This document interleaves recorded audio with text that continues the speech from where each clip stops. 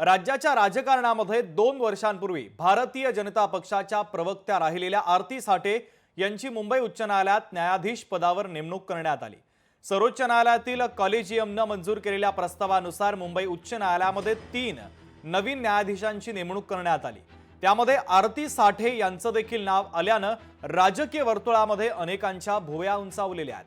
दरम्यान आमदार रोहित पवार यांनी या नियुक्तीवर आक्षेप देखील घेतलेला आहे। भारतीय न्याय व्यवस्थेचे दशावतार आणि भारतीय न्याय व्यवस्थेचं दुर्दैव याला म्हणतात।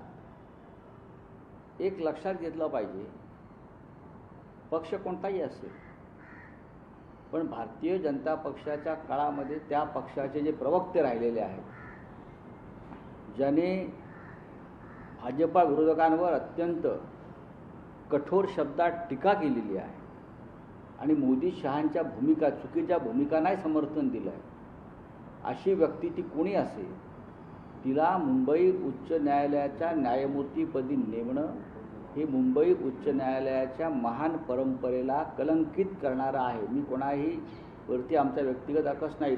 तरी कॉलेजियमला हे माहीत नव्हतं की त्या भाजपच्या एका पक्षाच्या स्पोक्सपर्सन आहे। अनेक वेळा आक्रमक पद्धतीने त्यांनी एका पक्षाची बाजू घेतलेली आहे। तर आम्हाला सुप्रीम कोर्टचे जे सीजे आहेत त्यांना विनंती करायची आहे की आपण एकदा परत आरती साठे यांची जज म्हणून जी काही नियुक्ती करण्याचा प्रस्ताव तुम्ही केंद्र सरकारला पाठवलेला आहे तो थांबवावा। आरती साठेंच्या विरोधात नाहीतर त्यांच्या क्षमतेवर कुठेही आम्ही प्रश्नचिन्ह घेत नाही, पण आज या राज्यातलं देशातलं वातावरण आपण जर बघितलं तर त्या वातावरणाकडे बघत असताना एखादा जज जो माजी एखादा पक्षाचा पदाधिकारी असेल, ते सुद्धा स्पोक्सपर्सन असेल, ते तर जज झाले तर उद्या जाऊन सामान्य लोकांना न्याय मिळेल का? फखरुल इस्लाम हे नाव रोहित पवारांना कदाचित माहिती नसेल किंवा माहिती असलं तरी त्यांना ते घ्यायचं सोयीचं नसेल की आरती साठे यांच्याबाबत आरती साठे यांनी भारतीय जनता पार्टीचं प्राथमिक सदस्यत्व सुद्धा 2 वर्षापूर्वी सोडलं, त्याची प्रत सुद्धा सगळ्यांना दिली आहे। गेल्या 2 वर्षापासून त्यांचा कोणताही भारतीय जनता पार्टी संबंध नाही आणि मुळामध्ये न्यायालयाचा सुद्धा निर्णय आहे की शेवटी माणूस कधी ना कधी कुठल्या पूर्व आयुष्यामध्ये कुठल्या राजकीय पक्षाशी संबंधित जरी असला तरी सुद्धा त्याचा थेट संबंध नियुक्त करताना येत नाही। या संदर्भामध्ये न्याय व्यवस्थेचं काम करत असते।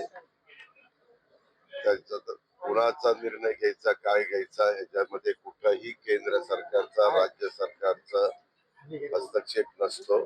त्याच्यामुळं ज्या काही गोष्टी घडलेल्या आहेत त्याच्यात आता वेगवेगळ्या पद्धतीने सातत्याने कुणी वेगवेगळ्या प्रकारचं स्टेटमेंट त्या बाबतीमध्ये करतंय, परंतु हा पूर्ण न्यायालयाचा अधिकार आहे आणि त्या संदर्भामध्ये न्यायालय काय तो निर्णय घेईल। ज्या प्रकारे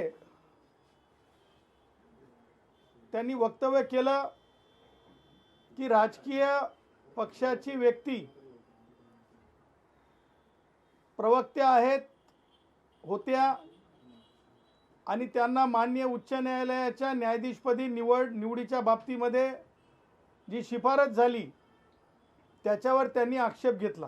कोण किती संस्थांचा पदाधिकारी आहे किंवा डायरेक्टर आहे किंवा बँका कोणाच्या किती खिशात आहेत किंवा साखर कारखाने किती आहेत याच्यावर न्यायमूर्तींच्या बाबतीतल्या शिफारसी आधारित नसतात।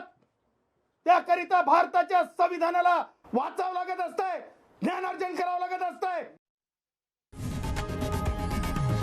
लोकशाही मराठी ऐका, पहा, जागरूक रहा।